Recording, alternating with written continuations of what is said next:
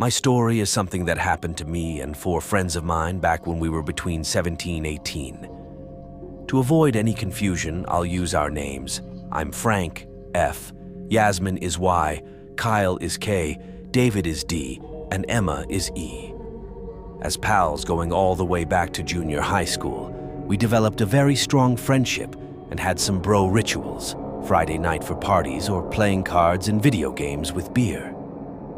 This particular Friday, we decided to stay at our friend Yasmine's house. His father and older brother were going out for a couple of hours, so we had the house for ourselves. As we were young and poor, our usual go-to food was super cheap pizza and some beer with discounts from the store. It wasn't that late.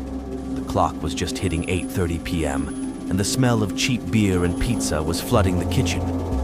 It was our 3rd or 4th round of poker, and everything was cheerful and full of laughter. Suddenly, the lights went off. A blackout just came rushing down to ruin our Friday night. And unfortunately, it was a big one. It was not only on the street where my friend Yasmine's house was, but the whole neighborhood was in the dark. All of us decided to go out and check for ourselves how bad it was, and make a decision whether it was worth it to go outside and play in the street, or just wait it out for a while. In my country, it is pretty common to live in small closed streets to keep robbers and other bad people out. A guard is kept at the entrance of the streets at a small stall.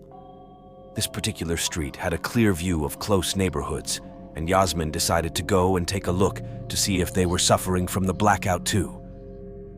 The rest of us decided to wait for him while drinking a beer and lighting a cigarette. We were laughing and just goofing around, but then Yasmine came back and the tone of the night shifted. As he was explaining to us the situation with the other neighborhoods, he looked up in surprise. The bedroom of his father had the light bulb on. The rest of the house was in the dark, and the neighborhood was pitch black, but the bedroom was bright as day. We were all very confused and surprised. Was it a malfunction? Perhaps a defective light bulb? A short circuit for the switch?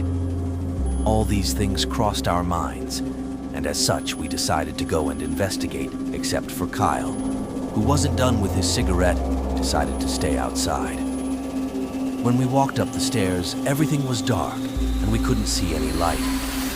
Yasmine and David went in first to the bedroom, but everything was dark. We tried turning the switch on and off. I took the light bulb off and put it back in, and we saw nothing wrong. So, we decided to go back outside and get a quick smoke with Kyle before going back in, as the night was cold. When going down the stairs, our common thought was that it just happened to be a short circuit and a sudden change in voltage. When Emma was crossing the door outside, she saw Kyle petrified and in disbelief.